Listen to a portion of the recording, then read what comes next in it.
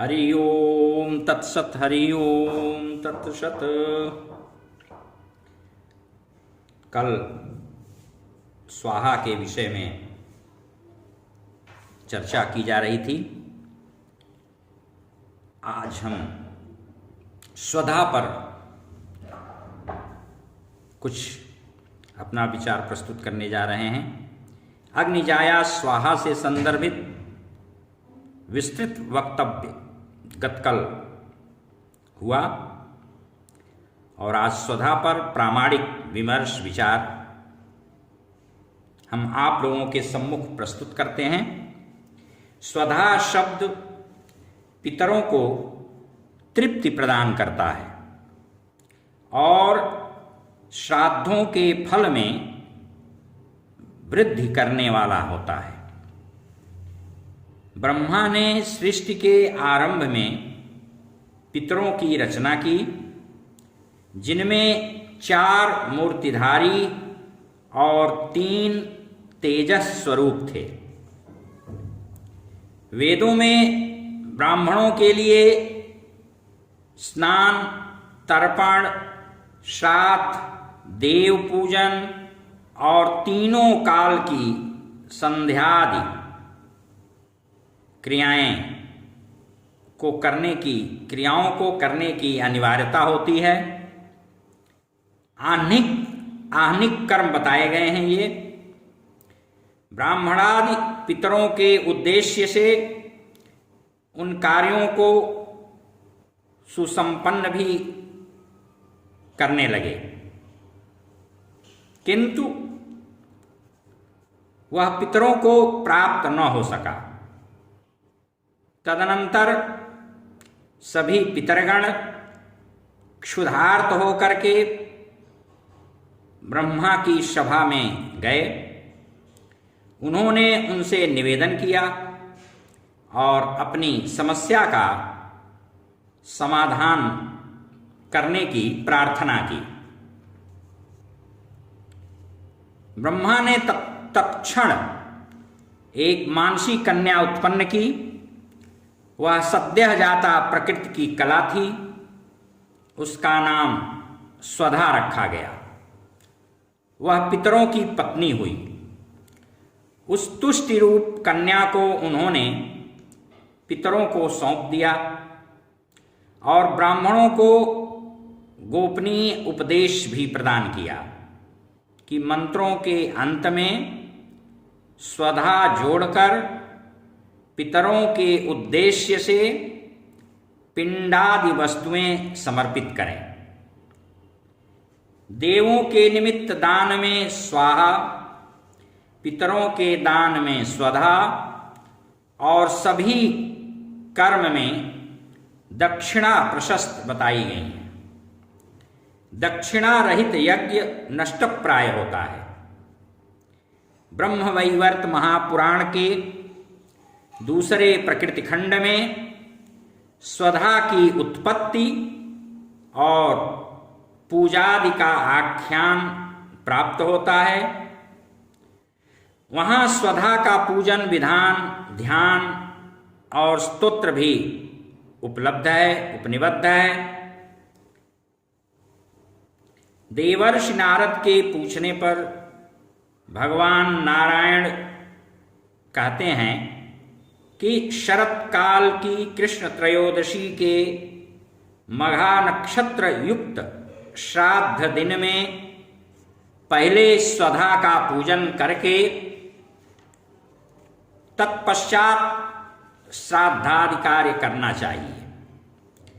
जो अहमन्य ब्राह्मण स्वधा का बिना पूजन किए श्राद्ध कार्य करता है, उसे सचमुच श्राद्ध तर्पण का फल प्राप्त नहीं होता। स्वधाम नाव्यर्च्य यो विप्रः श्राद्धं कुर्यादहं मतिः न भवेत् फलभाव सत्यम श्राद्ध तर्पणयोस्तथा। स्वधा पितरों के श्राद्धों की फलदायिका है। किसी शालग्राम की मूर्ति में उसका ध्यान पूजन करना चाहिए। ओम ह्रीं श्रीं क्लीं स्वधा दिव्यै स्वाहा, यह उनका महामंत्र है। स्वधा स्वधा स्वधा, इस प्रकार जो 3 बार उच्चारण करता है उसे श्राद्ध, बलि और तर्पण के फल प्राप्त होते हैं। श्राद्ध के समय स्वधा स्तोत्र के पाठ का भी विधान बताया गया है, वह परम पुण्यप्रद होता है। और स्वधा पितरों के लिए प्राणतुल्य हैं। श्राद्ध की अधिष्ठात्री देवी कही गई हैं। श्राद्धादि की फलदाता हैं, फलप्रदाता हैं और पितरों को तुष्टि पुष्टि प्रदान करती हैं। ब्रह्मा जी कहते हैं कि हे सुब्रते, तुम नित्य तथा अनित्य स्वरूप और गुणों से सुसंपन्न हो।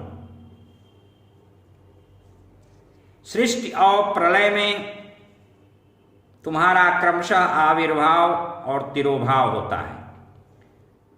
तुम ही ओम, स्वस्त, नमः, स्वाहा, स्वधा और दक्षिणा रूप हो।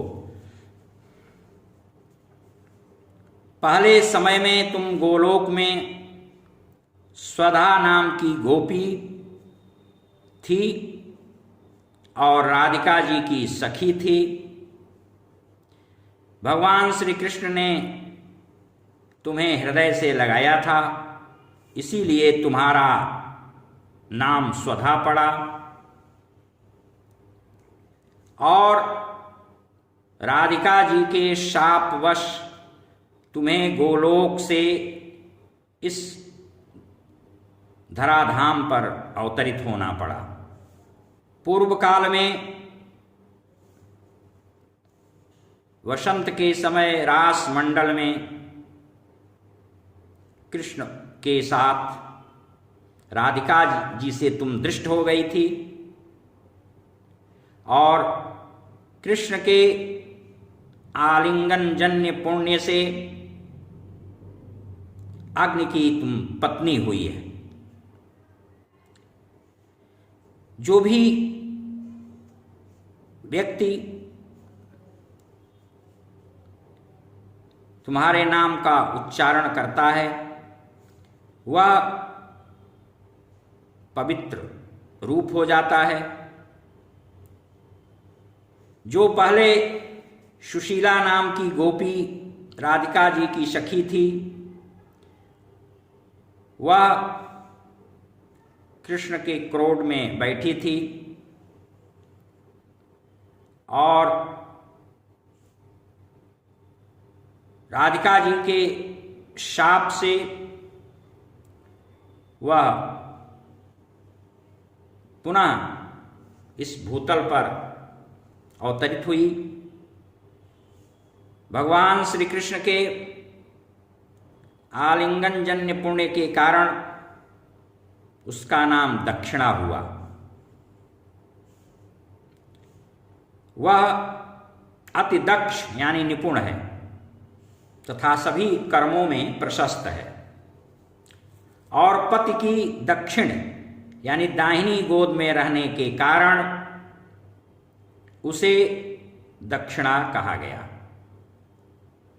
इस प्रकार कर्मनिष्ठ प्राणियों के कर्म सफल करने के लिए ईश्वर की इच्छा से 3 गोपियां स्वाहा, स्वधा और दक्षिणा नाम से विस्तृत हुई।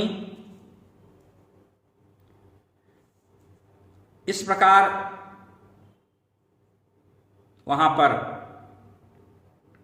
सहसा उसी समय स्वधा का साक्षात दर्शन हुआ और ब्रह्मा ने उस कमलमुखी कन्या को पितरों को सौंप दिया, जिसे प्राप्त करके पितरगण अत्यधिक प्रमुदित हुए। यहां पर भी स्वधा का एक स्तोत्र दिया गया है और उस स्तोत्र के पारायण का महत् पुण्यप्रद मंगलप्रद उसकी फलश्रुति बताई गई है। इस प्रकार स्वधा के विषय में मेरा यह आख्यान पूर्ण हुआ। हरि ओम तत्सत, हरि ओम तत्सत, हरि ओम तत्सत।